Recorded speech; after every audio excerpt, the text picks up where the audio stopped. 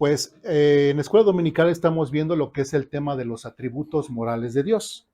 ¿Qué tema o qué atributo estamos viendo en este tiempo en cuanto a la escuela dominical? Si recuerdan,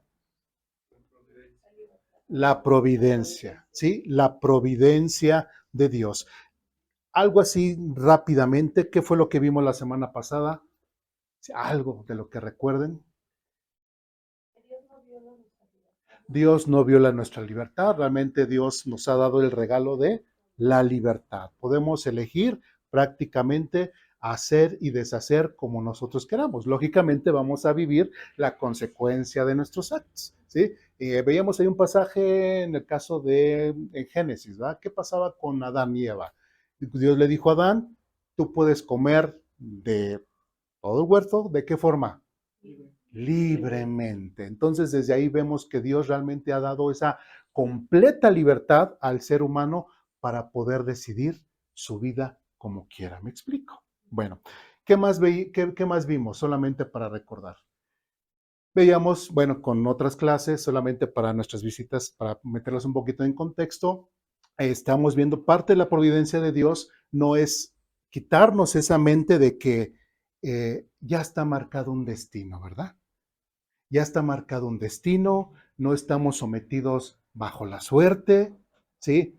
No estamos de ninguna forma a decir, es que el universo nos unió, ¿verdad? Así de que entre mi esposa y yo, todas las cosas se conjuntaron en el universo para que exactamente tú y yo nos podamos encontrar y nuestro amor crezca, ¿va? Eso tampoco existe, ¿va? Que lamentablemente mucha gente lo expresa de esa forma, ¿sí? Entonces, no es ni el universo, no es ni el destino, no es ni la suerte, sino es la providencia de Dios. ¿Y qué referíamos en cuanto a la providencia? Que es Dios tiene el control absolutamente de todo, pero tiene un propósito general. ¿Sí recuerdan lo que vimos la semana pasada? ¿Cuál era el propósito general? En que todos llegáramos a conocerlo. Y de hecho, por eso quise que fuéramos el pasaje en el cual nos quedamos prácticamente la semana pasada, Hechos capítulo 17, ¿sí? Veíamos cómo Pablo aprovecha la oportunidad que está en Atenas y les habla acerca de este Dios no conocido, y Pablo les empieza a decir que acerca de ese Dios, porque ¿cómo eran los griegos o cómo eran los romanos? El agua Dios, la tierra Dios, las nubes Dios, todo prácticamente era Dios. ¿Sí me explico? Entonces, para que no se les fuera algo, ¿qué decían?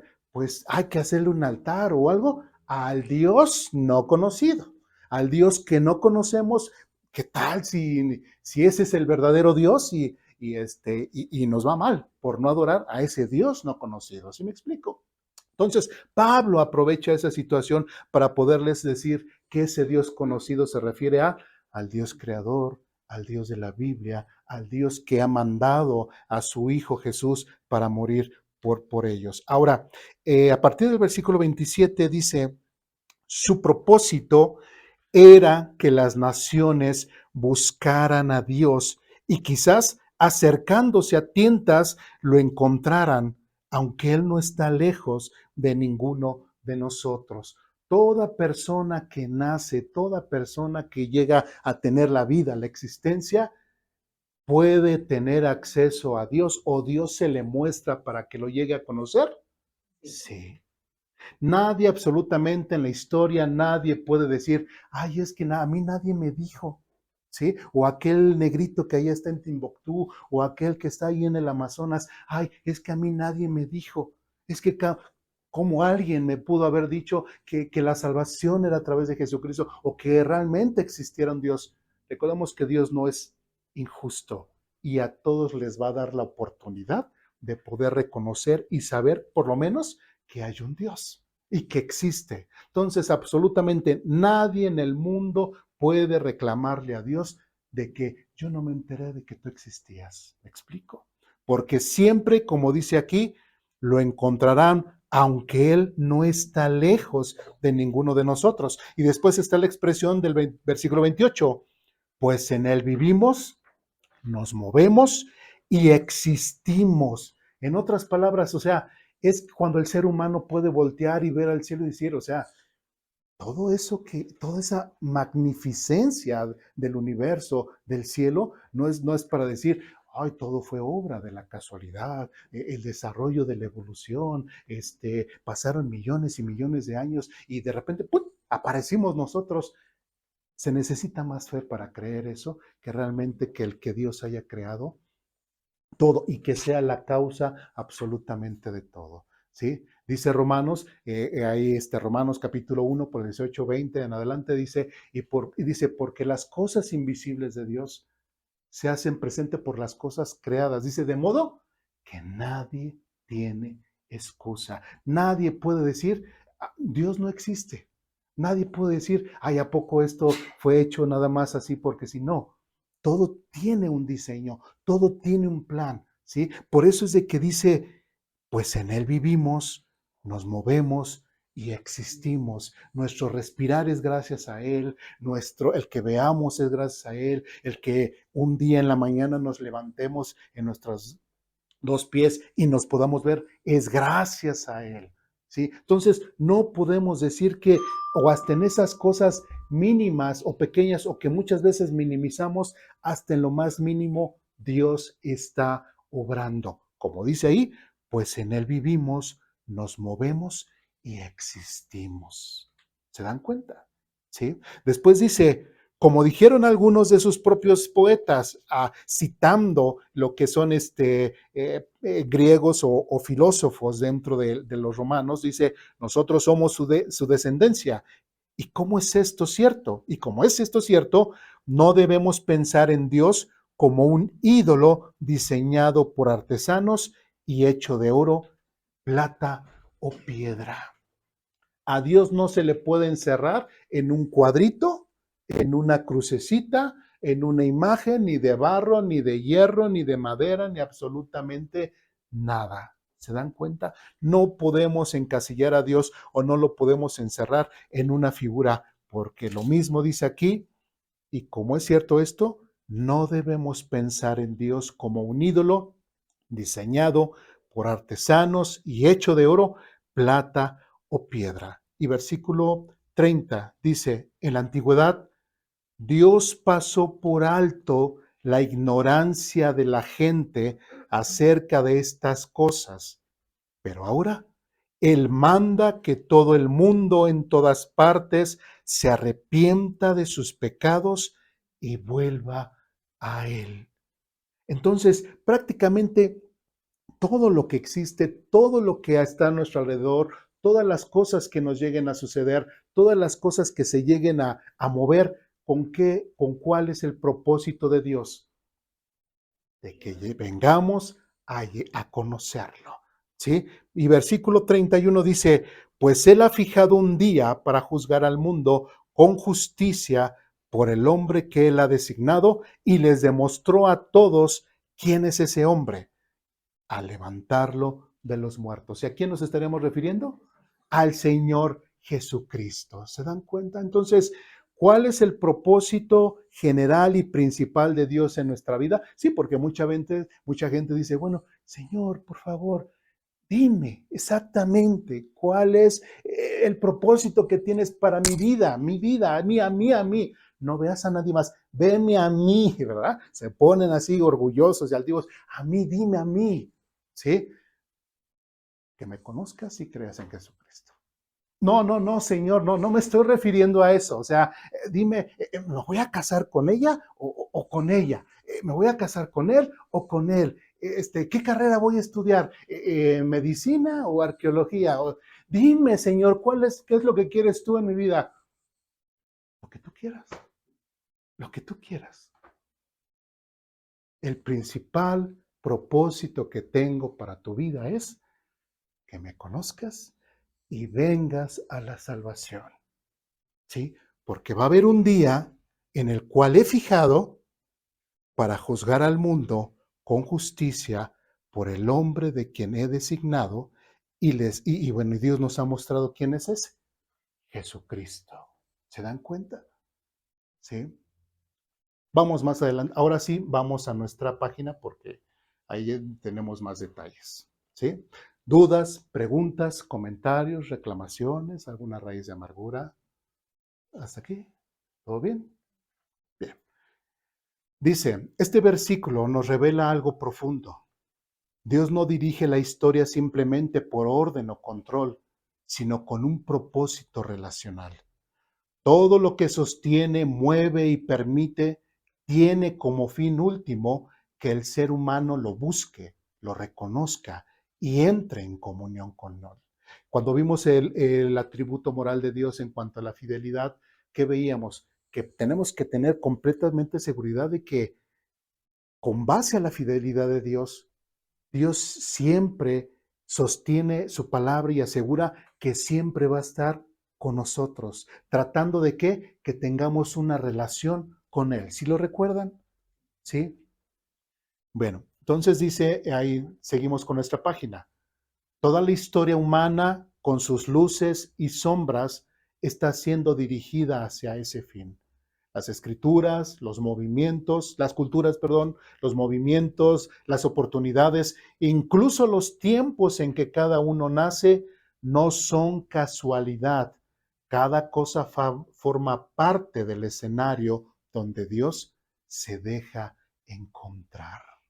Inclusive hasta el tiempo en el cual nacemos, en el país en el cual nosotros nacemos, si todo ya, recordemos, Dios no tiene nada escrito. Ya sabe lo que va a pasar, pero no tiene nada establecido. Eso es lo que tenemos que... ¿Tiene nuestro destino ya marcado? ¿Tiene ya escrito lo que vamos a hacer? No, no tiene nada escrito, no tiene un destino para nosotros. Bueno, tal vez sí. Si no aceptamos a Jesucristo, ¿qué va a pasar? Nuestro destino final será el infierno, ¿verdad? Pero si reconocemos a Jesucristo como medio de salvación, ya Dios tiene otro plan. Pero Dios es el que da esa libertad, ¿sí? Ahora, qué interesante, bueno, aquí en el texto de nuestra página dice que aún Dios dirige absolutamente todo, las culturas, los movimientos, oportunidades, incluso los tiempos en que cada uno nace, no son casualidad. Entonces, perdón que lo diga, pero a lo mejor el hecho de que hoy estés aquí no es casualidad, ¿verdad? No es casualidad, ¿sí? El hecho de que hayas venido a vivir aquí a nuestro famoso Tizayuca Hidalgo tampoco es casualidad, ¿verdad? ¿Sí me explico? Sí, Dios ha diseñado o tiene un plan, ¿sí? ¿Con qué propósito qué? Que lo lleguemos a conocer, que nos lleguemos a congregar aquí, no sé, ¿sí? Pero el hecho de que estemos aquí no es casualidad. Y algo también que debemos de entender también con Dios, parte de su amor, parte de su misericordia, y ya lo hemos dicho en otras ocasiones, Dios ya nos conocía, ¿verdad? Desde antes de la fundación del mundo. Ya sabía quiénes le iban a aceptar, quiénes no, ya sabía quiénes iban a ser verdaderos adoradores, ¿sí? Quiénes iban a ser realmente honestos en su adoración para con Él, ¿sí? Pero también Dios ya sabía quiénes iban a ser malos. Dios ya sabía quiénes iban a ser malos. Dios ya sabía quiénes iban a siempre a despreciarlo. Sí, Dios ya sabía que siempre iba alguien a despreciarlo. Y alguien diría, ¿y por qué no lo destruyó? ¿Por qué no quiso Dios arrasar con todos aquellos malos? Si ya sabía que aquella persona iba a negar su existencia, que a lo mejor él iba a ser un mal padre, una mala madre, etcétera, etcétera. ¿Sí? ¿Por qué Dios no los destruyó? Qué interesante si recordamos en Mateo, cuando Jesús habla y enseña acerca de lo que es el tema del perdón, dice, porque aún Dios el Padre le da el sol a buenos y a malos. Les da este alimento tanto buenos como a malos. Qué interesante que a pesar de que Dios ya sabía que, por ejemplo, no sé, un X persona iba a ser mala, lo iba a negar, aún así le da el milagro, le da la oportunidad de nacer, de ser él, de ser persona, ¿sí? Y aún así, Dios, a pesar de que sabe, le da la oportunidad, se presenta a esta persona, le presenta su regalo de gracia y aún así Por eso es que ninguna persona puede decir, a mí nadie me dijo, a mí nadie me compartió el evangelio, ¿sí? Porque Dios, aun a pesar de que son malas las personas y que a lo mejor dentro del conocimiento de Dios saben que no van a aceptarlo como medio de salvación, aún así Dios les sigue dando la oportunidad de que se arrepientan, ¿sí? Y va a decir, ay, ¿y qué cita bíblica, no? ¿Cómo podemos saber eso? Bueno, Dios ya sabía que Judas iba a entregar a Jesús. Sí, ya lo sabía. ¿Judas recibió algún tipo de enseñanza diferente a Mateo, Marcos, Lucas, Juan, todos los demás? No. Jesús lo hacía así, oye, tú no, nada más ellos. Jesús le dijo, es que tú me vas a entregar, mejor ahorita no contigo, me dedico con ellos. No, compartían en los desayunos, las comidas, las cenas, los olores, las alegrías, los baños, siempre estuvo con ellos, siempre, nunca hizo acepción. ¿Y por qué Judas no respondió? ¿Porque Dios ya lo había designado o porque Judas en su libertad dijo, no me interesa? Realmente no fuiste lo que yo esperaba, porque Judas tenía una mala intención con Jesucristo, ¿verdad? ¿Cuál era su intención? Tener cierta ganancia, ¿sí?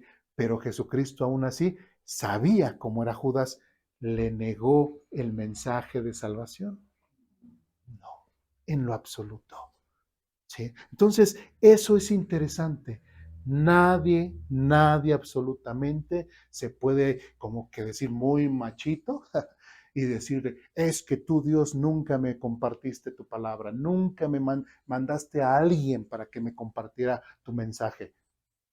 No, jamás nadie puede reprocharle o decirle algo a Dios referente a eso. Todos tenemos la misma oportunidad, porque no está lejos, como leímos en Hechos, de poder llegar al conocimiento de Dios. El detalle está en que realmente lo quieres recibir o no quieres recibir el regalo de Dios. ¿Me explico? ¿Dudas, preguntas, comentarios, reclamaciones? Seguimos adelante. No está diciendo que todos somos hijos espirituales de Dios en el sentido de redentor. Eso ocurre solo en Cristo, ¿sí? Porque recordemos, ¿quiénes son hijos de Dios? Los que han creído en Cristo Jesús, solamente, ¿sí? A diferencia de como dice el mundo, que no, es que todos somos hijos de Dios. ¿Cómo Dios va a mandar al infierno a sus hijos? No, es que no todos somos hijos de Dios, ¿sí? Solamente los que han creído en Jesucristo como medio de salvación, ¿sí?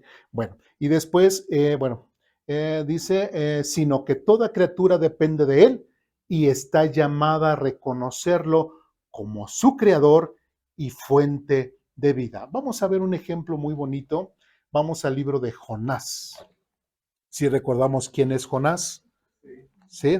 El año pasado que hablamos de Jonás, bueno, para quienes nos visitan, nosotros tenemos un calendario de lectura que mes con mes les compartimos para que vayan leyendo día con día, con el propósito de que lean la Biblia en un año, ¿sí?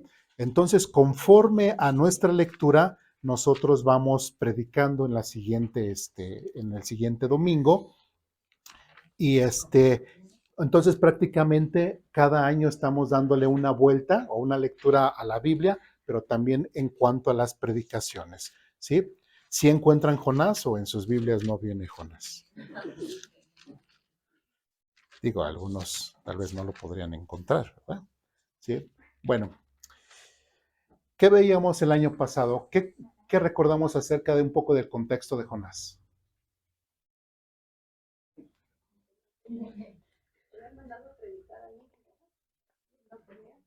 Ah, qué fácil, ¿verdad? No, de los otros datos. Que Jonás era un profeta. No, Qué fácil. no, sí, no, pero era un profeta del reino del sur. No, del norte. de Israel. ¿Sí, no? ¿O al revés? Bueno, ajá, era un profeta del reino del norte de Israel. Dios lo quería mandar a Nínive. Jonás se negó porque pues Nínive era parte era los Está bien, asirios. muy bien. ¿Y eso lo Ajá. vamos a ver? Bueno, sí, era de los asirios, porque ¿Jonás era asirio? no, Nínive era de los asirios. Ok. Nínive es la capital de Asiria.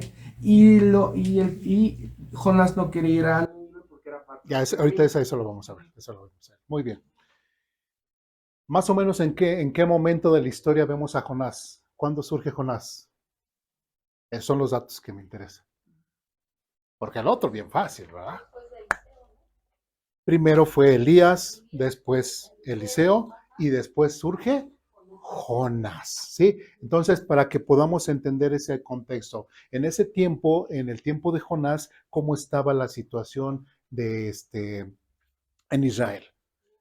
¿La nación todavía era una o ya estaba dividida? Estaba dividida. Y volvemos, ¿verdad? A esas preguntas que les gustan.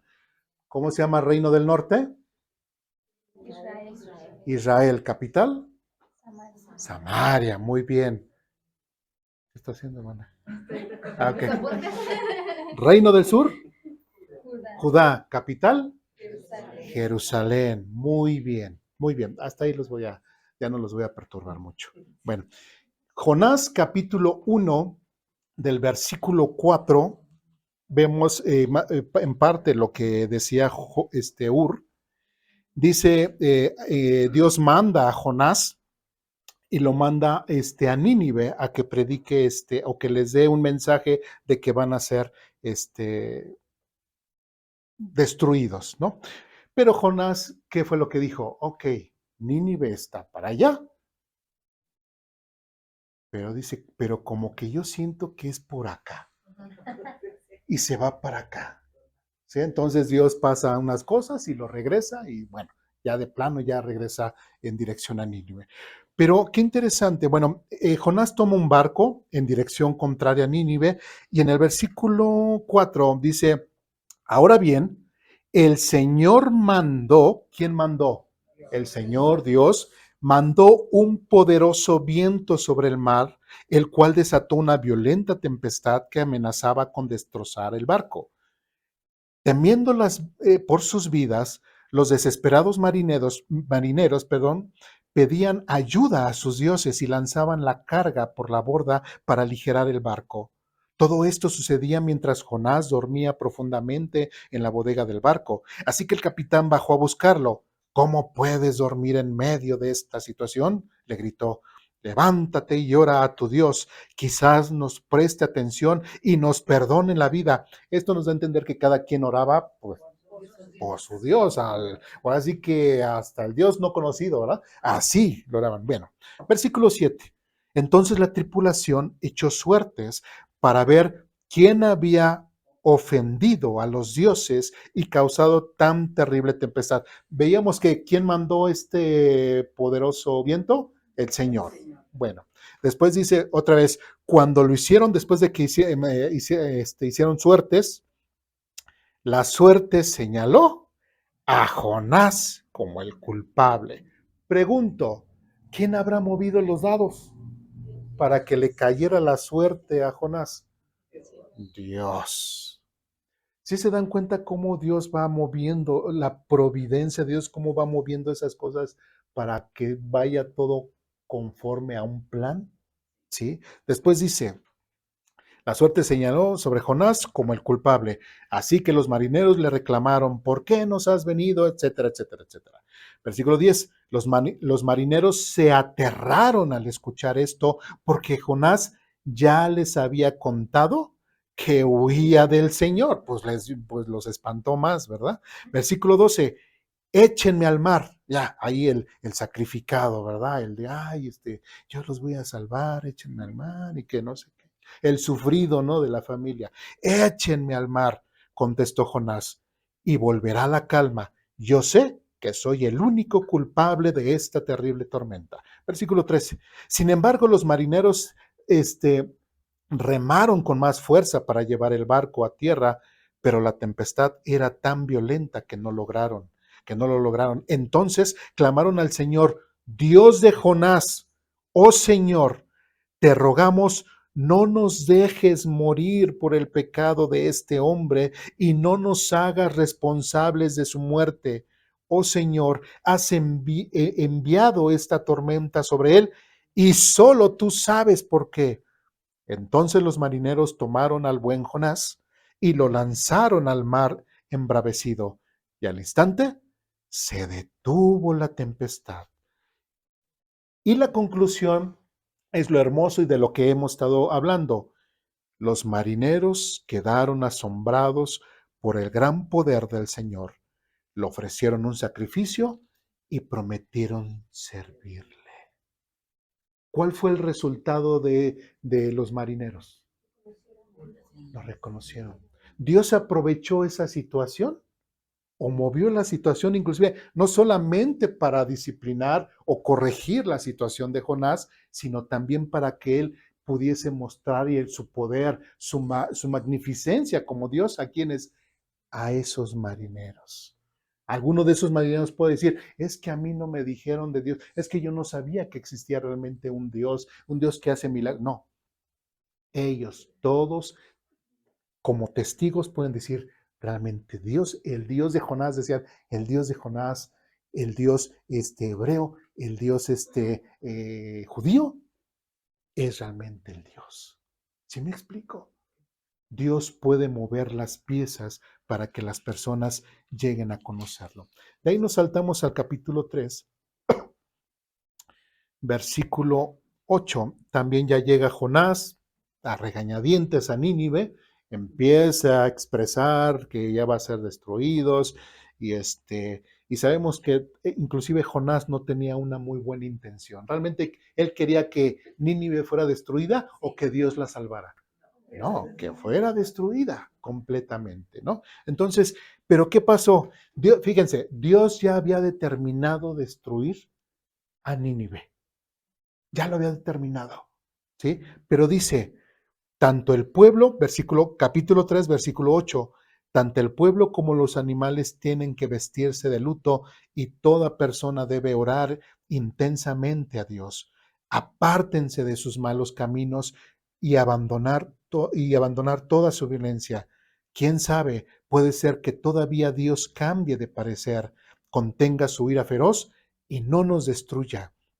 Cuando Dios vio lo que habían hecho y cómo habían abandonado sus malos caminos, cambió de parecer y no llevó a cabo la destrucción con que los había amenazado. ¿Dios ya tiene todo determinado lo que vamos a hacer? No. Dios nos da la libertad. Recordemos, no tenemos destino, no vivimos por la suerte, el universo no se mueve a nuestro favor, no. Es la providencia de Dios. Y aún dentro de la providencia de Dios hay la libertad. Dios había determinado destruir a Nínive, ¿sí? Pero Nínive se arrepintió. Nínive quiso, ahora sí que conocer a ese Dios de Jonás, entendieron y realmente tomaron en serio las palabras de Jonás, ¿sí? Y Dios dijo, pues como se arrepintieron, como dice, como vio que se habían arrepentido, Dios cambió su plan. ¿Sí me explico? Entonces, fíjense, ¿de qué forma una persona, con base a lo que vemos en Jonás, qué es lo que haría que nosotros pudiéramos cambiar ciertos propósitos de Dios para nuestra vida? ¿Qué nos enseña Jonás referente a eso? ¿Estar cerca de Él o estar lejos de Él? Estar cerca de Él tiene planes. Estar lejos de Él también tiene planes. Pero nosotros podemos decidir qué plan Dios va a desarrollar sobre nosotros. ¿Sí me explico? ¿Sí? ¿Por qué? Porque Dios nos da esa libertad. ¿Se dan cuenta? ¿Sí? Entonces, es importante que nosotros entendamos esa situación. Dudas, ¿Preguntas, comentarios, reclamaciones? Porque yo voy a hacer preguntas. ¿No? Bueno, recordemos, después de que Jonás le estuvo hablando a Nínive y ellos se arrepintieron, unos años después, ¿qué pasó? ¿Qué pasó con Nínive? Y como decíamos, Nínive era la capital de los asirios. ¿Qué pasó más adelante en la historia? ¿Es destruido qué? No. De cierta forma, el libro de Jonás nos muestra cómo Dios preparó el corazón de los asirios para que los asirios, años después, ellos fueran el instrumento de justicia de Dios para disciplinar ¿a quién? ¿A cuál pueblo? ¿Seguros? El pueblo, la nación del norte que es Israel. Capital, Samaria. ¿En qué año? Vamos. Ya se los había dicho como 20 y tantos mil pesos. Pero no importa, se los sigo diciendo.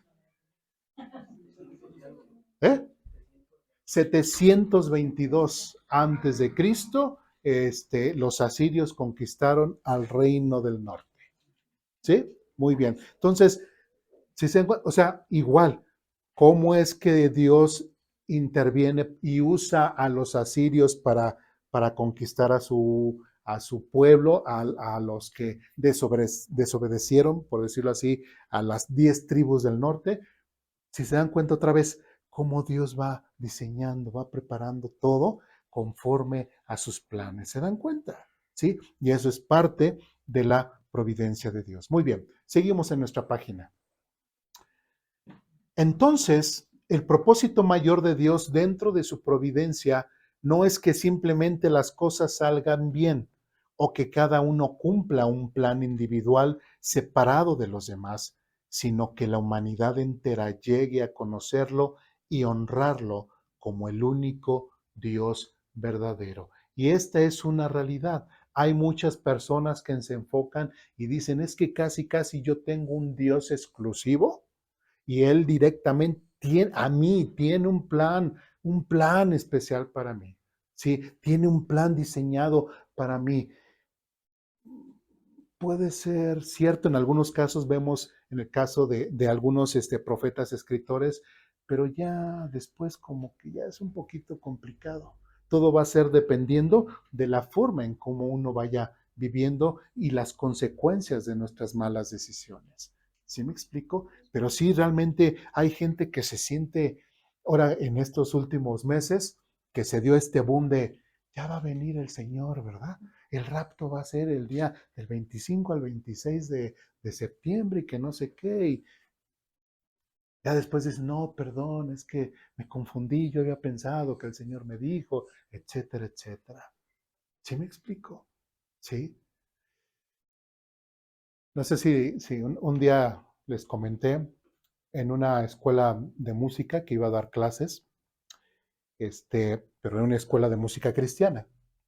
Entonces, pues siempre todos éramos de diferentes denominaciones y pues para una muchachita y pues bueno, apenas iba a entrar a la escuela, no iba a ser maestra, iba a entrar a la escuela y decía, no, pues es que el Señor me dijo, me reveló que yo iba a cantar delante de multitudes sobre escenarios y que Él me iba a bendecir grandemente, etcétera, etcétera. ¿Sí? Y así como ese ejemplo que les digo que puede ser absurdo, hay mucha gente que piensa de esa forma. Piensa que son como los elegidos de Dios, como los escogidos de que tú, Dani, tú, Silvia, tú, nadie más. Perdón, hermana, pero tú, Silvia, ¿sí? Te voy a usar para grandes.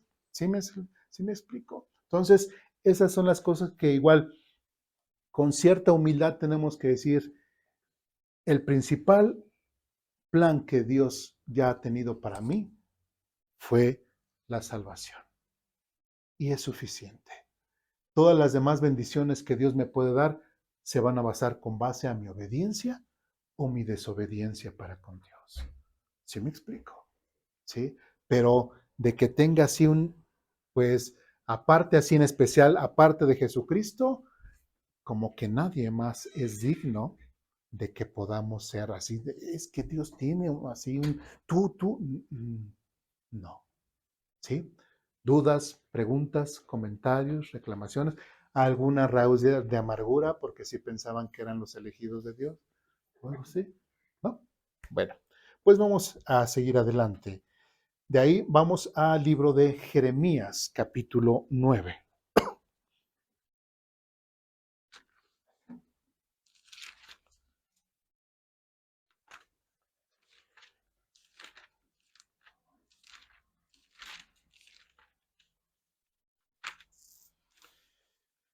Jeremías capítulo 9, versículos del 23 en adelante. Ustedes me dicen cuando estén ahí.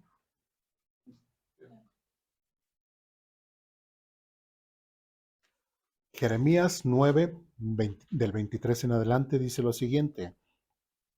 Esto dice el Señor, no dejen que el sabio se jacte de su sabiduría, o el poderoso de su poder, o el rico de sus riquezas.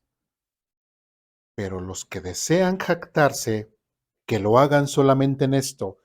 Dios está, bueno, Dios a través de Jeremías está diciendo que la gente se está que jactando, se está sintiendo que soberbia, importante, porque saben mucho, porque o pueden sentirse muy espirituales, muy guías de las demás personas, o porque se sientan muy poderosos, o porque tengan muchos bienes. La gente se está sintiendo muy, muy altiva por tener ese tipo de cosas. Pero en el versículo 24 dice, pero los que desean jactarse, que lo hagan solamente en esto. ¿En cuál? En conocerme verdaderamente y entender que yo soy el Señor, quien demuestra amor inagotable y trae justicia y rectitud a la tierra, y que me deleito en estas cosas. Yo, el Señor, he hablado. ¿Cuál debería de ser el tema principal de nuestra vida, o lo que nosotros deberíamos de exaltarnos o sentirnos orgullosos de qué? De conocer a Dios, ¿sí? De conocer a Dios. Y de conocerlo de cierta forma en que nosotros pudiéramos ver de su amor. Porque es cierto, hay mucha gente que intelectualmente le preguntas, ¿crees en Dios? Ah, no, sí, creo en Dios. Sí. ¿Y por qué vino Cristo? Ah, pues Cristo vino para morir por nosotros, etcétera. Ah, ok. ¿Y qué más? No, pues ya nada más así. Y le pedimos a su Madre María, o a los santos, o a Buda, o a Cristo, etcétera. Pero Dios, pues para eso vino. Es lo que nos han enseñado. ¿Eso será conocer realmente a Dios? No. Qué interesante que desde el mismo Jeremías menciona quien demuestra amor inagotable. No solamente es el conocer a Dios, o el decir, o el de pensar, pues sí, yo, como aquellas personas, crecen, sí, yo siempre he sido creyente. Dice, no, yo soy creyente, ¿no? O dicen, no, yo no era católico, pero siempre he sido creyente. Yo siempre he creído en Dios. ¿Y eso qué? ¿En cuál Dios? El Dios de la Biblia no creo, ¿sí? O en Buda, o en Aristarte. ¿En qué Dios? ¿Sí? Porque si realmente conocieran verdaderamente al Dios vivo, creador de la Biblia, del cielo y de la tierra, sabrían que Dios ha mostrado su amor inagotable a la humanidad, y tendrían que un verdadero encuentro con Él, referente a la salvación. ¿Sí? No nada más es conocerlo y ya, no, pues yo sí, pues yo asisto a la iglesia y pues ahí me la paso bien, me gustan los cantitos, me gusta cómo habla el pastor, o no me gusta, o porque hay gente agradable, o porque mi hijo se siente bien en su escuelita bíblica, pero ahí en fuera pues ya estoy cumpliendo y ya. Eso no es conocer a Dios, ¿sí? Tristemente, citando el texto anterior, mucha gente, inclusive tristemente aún dentro de nuestras iglesias, hay gente que se siente superior a los demás hermanos. ¿Por qué? No, porque son los hermanos pudientes, ¿verdad? Y a los hermanos no tan pudientes como el mismo pastor, los hacen menos. No, es que el hermano es el arquitecto, es que el hermano es el hermano doctor, el hermano ingeniero, ¿sí? Pero el hermano mecánico, el hermano carpintero, ¿ellos qué? ¿Ellos tienen que sentir menos? No, ¿verdad? Todos somos iguales, ¿sí? Y hay mucha gente que puede tener una condición humana abajo dentro de nuestra sociedad y cultura, pero conocen mucho más de Dios. Y no me estoy refiriendo a que, uy, se sabe un montón de versículos, uy, se sabe, te ganan los esgrimas bíblicos, o no. No estoy hablando de eso. Estoy hablando que realmente conoce de la palabra de Dios y la vive, ¿sí?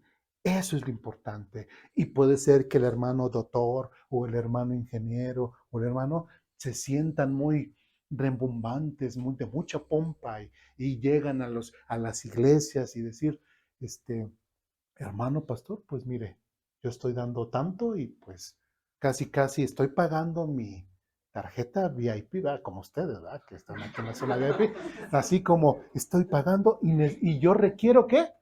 Un trato especial, ¿sí? Tristemente en iglesias donde hay ese tipo de hermanitos y llegan y, oiga, pastor, ¿qué cree Es que fue muy duro con su palabra. La verdad sí me sentí mal. ¿Puede bajarle 2, 3 rayitas a su intensidad? Porque ya no hable tanto de pecado, ya no hable tanto de que me voy a ir al infierno, ¿sí? Porque, o quiere que ya no venga. Tristemente, ¿qué creen? ¿Pasará o no pasará? Pasa, pasa. Terminan los pastores de hacer su enseñanza, lo que sea, y al final del culto, el hermano pomposo, tenga hermano, bueno, esta es mi ofrenda y este es ciertas recomendaciones que le quiero hacer. Ya, y tristemente me ha tocado ver pastores estresados, estresados. Su sustento, saben que si ese hermano se va, ¿qué pasa con su sustento? Estresado. Dice, hermano, ¿qué hago? Y un pastor no debe estar estresado de esa forma, ni someterse a ese tipo de personas también. ¿Sí me explico? Entonces, tristemente, en nuestras iglesias hay personas con este tipo de actitudes y lejos de mostrar realmente que han creído en Dios, hacen más embrollo, hacen más problema. Pero un verdadero adorador en espíritu y en verdad realmente reconoce y exalta que conoce a Dios verdaderamente y ha recibido de su amor, y ese amor también lo reparte, lo expresa. ¿Sí me explico? Dudas, preguntas, comentarios, reclamaciones, alguna raíz de amargura porque alguien se sintió de esos hermanos pomposos y ya no lo vamos a volver a ver. Espero que no, ¿verdad? Muy bien. Juan capítulo 17.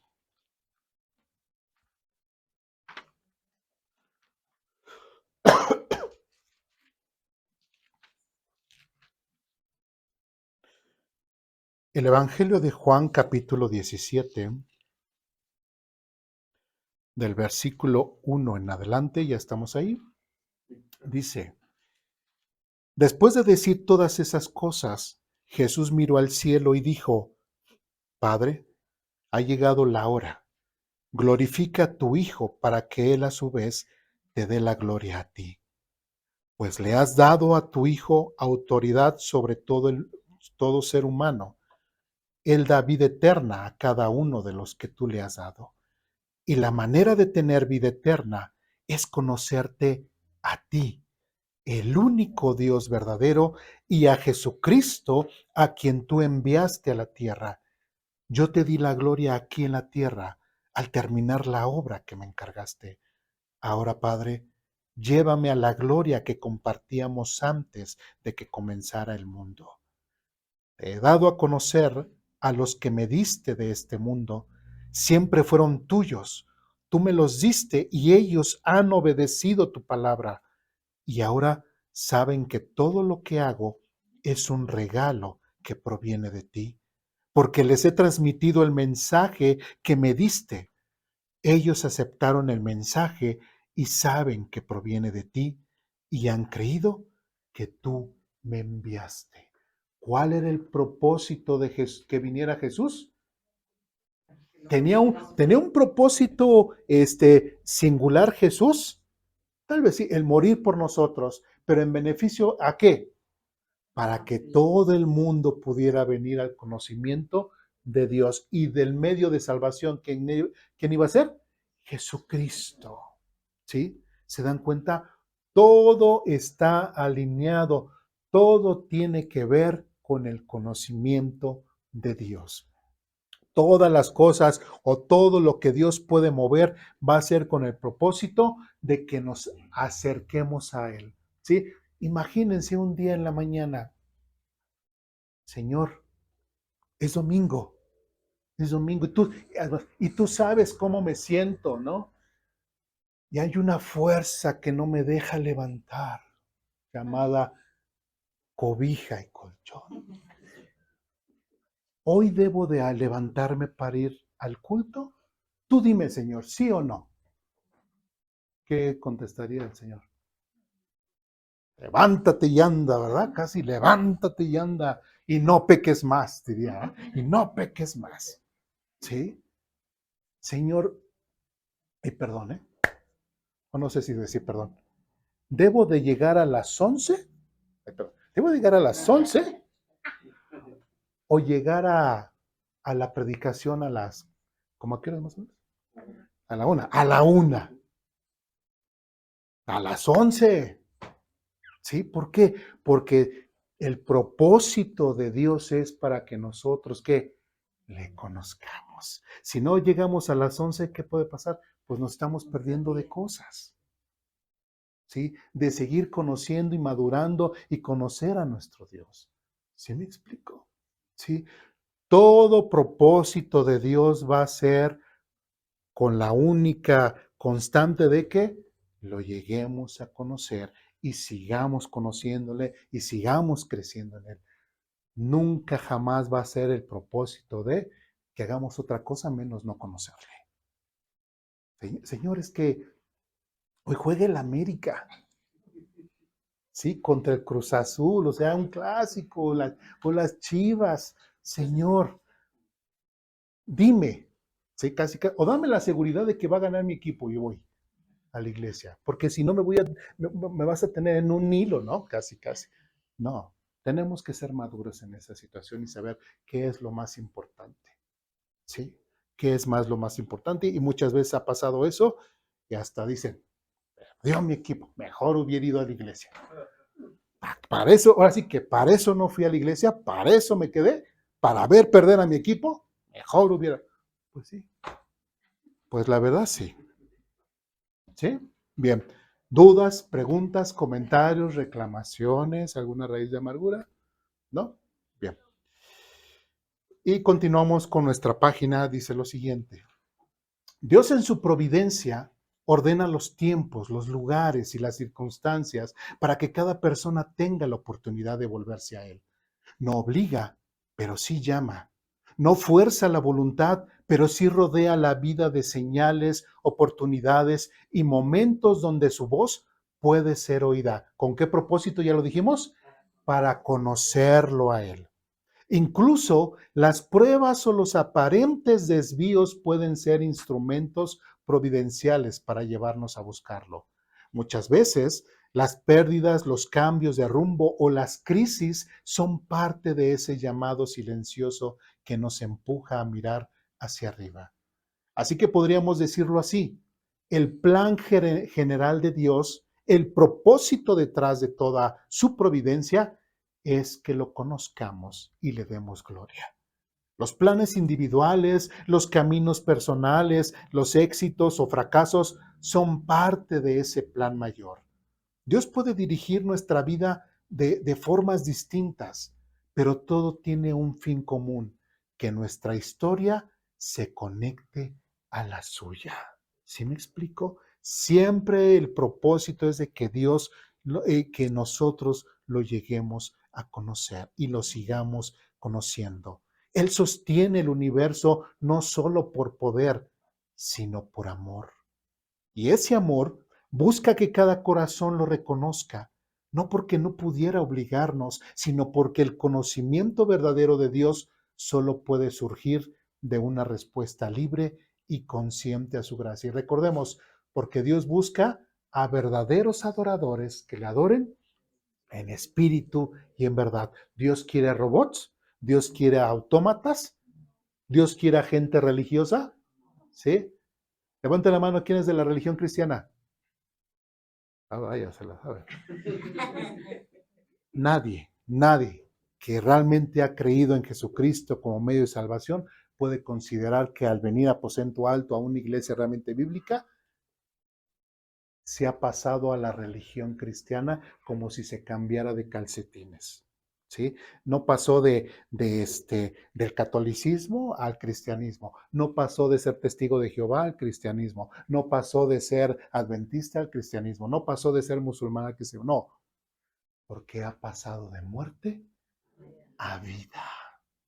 ¿Sí? Ha encontrado al único y verdadero Dios, la causa de todo, el único camino.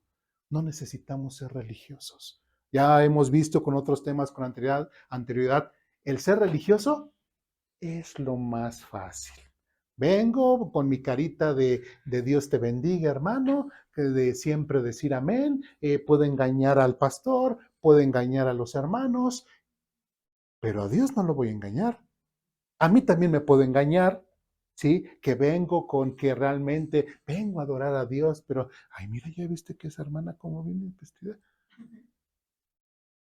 Tristemente, tener esas actitudes no ayudan mucho en el crecimiento de la gente.